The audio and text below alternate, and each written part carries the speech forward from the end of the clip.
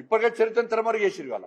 ఎవరైతే దేశ ద్రోహులరో ధర్మ ద్రోహులరో వాళ్ళ చరిత్రనే నిజమైన చరిత్రగా సమాజంలో చూపెట్టే ప్రయత్నం చేసిరు. కాబట్టి నిజమైన చరిత్రను సమాజానికి చూపెట్టాలనే ఉద్దేశంతో ఈ బలిదానాలు సమాజంలో స్ఫూర్తి నింపాలనే ఆలోచనతో ఈ దేశ రక్షణ విషయంలో ఈ ధర్మ రక్షణ విషయంలో అటువంటి యువత తయారు కావాల సమాజానికి అవసరం అని చెప్పి ఈరోజు నరేంద్ర మోడీ గారు ఇలా డిసెంబర్ 26ను వీర బాల దివస్ గా ఈరోజు భారతీయ జనతా పార్టీ జరుపుకుంటున్న విషయాన్ని మనం గుర్తుంచుకోవాలి.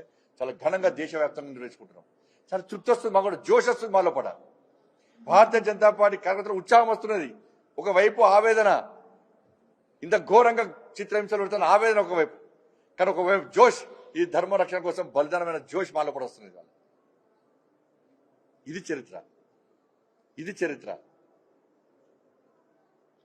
వాళ్ళు ఏం జరుగుతుంది తెలంగాణ రాష్ట్రంలో? ఇటువంటి చరిత్ర విషయంలో, ఇటువంటి విషయంలో మీరు నిధులు కేటాయించండి. ఇవాళ తెలంగాణ రాష్ట్రంలో ప్రతి గురుద్వారాలో ఉత్సవాలు నిర్వహించాలి తెలంగాణ రాష్ట్ర ప్రభుత్వం. ఈ నిజమైన చరిత్రను సమాజానికి చెప్పాలి. భారతీయ జనతా పార్టీ కార్యక్రమం తీసుకున్నదా, ఇంకో పార్టీ కార్యక్రమం తీసుకున్నది కాదు. ఈ నిజమైన చరిత్రను ప్రోత్సహించాల్సిన బాధ్యత ప్రతి హిందూ పైన ఉన్నది. అది political party, Congress party, BRS, communist, ఎవరైనా కానీ ఈ చరిత్రను సమర్థిస్తారా, మీరు వ్యతిరేకిస్తారా? Congress party, BRS party. మొన్నటి దానికా బీఆర్ఎస్ పార్టీ రజాకర్ల వారసుల పార్టీతో అంటగాగింది. మొన్నదాకా వాళ్ళ ఓట్ల కోసం. ఇవాళ కాంగ్రెస్ పార్టీ ఏం చేస్తుంది? తబ్లిక్ జమాత్ అనట. ఎవరు పుట్టింది, ఎక్కడ సృష్టించబడిన సంస్థ, ఏ దేశంలో పుట్టింది ఆ సంస్థ, ఎవరి కోసం పనిచేస్తుంది ఆ సంస్థ, ఎవరు తయారు చేస్తుంది ఆ సంస్థ, దేని ఉద్ధరించడానికి ఆ సంస్థ, కేవలం మత మార్పులను ప్రోత్సహించే సంస్థ తబ్లిగీ జమాత్ సంస్థ. ఉగ్రవాదులను తయారు చేసే సంస్థ తబ్లిగీ జమాత్ సంస్థ.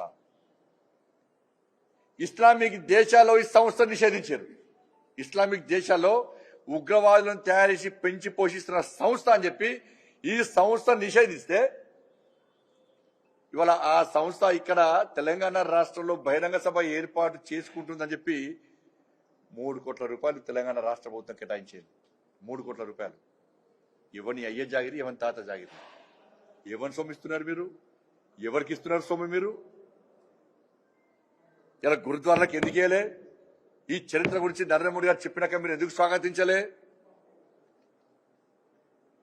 తెలంగాణ రాష్ట్రంలో కోవిడ్ ప్రేరేపించింది, కోవిడ్ ఇక్కడ అంటగట్టింది ఈ జమాతే, తబ్లిగీ జమాతే సంస్థనే, కరీంనగర్ లోనే. ఎందుకు వచ్చిరు, ఎప్పుడు వచ్చిరు, ఎవరి కోసం వచ్చిరు ఏం తెలియదు.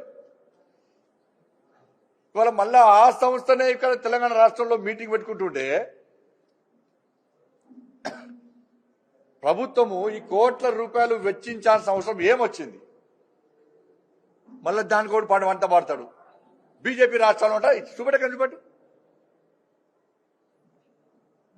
అంటే వీళ్ళు ఒక వర్గం ఓట్ల కోసం ఏ విధంగా పోటీ పడుతున్నారు ఒకసారి ఆలోచించాలి. ఇవాళ అరే మేము హిందూ ధర్మం గురించి ఆలోచిస్తే మేము మతతత్వవాదులం, మేము మత విద్వేషాలు రెచ్చగొడతాం.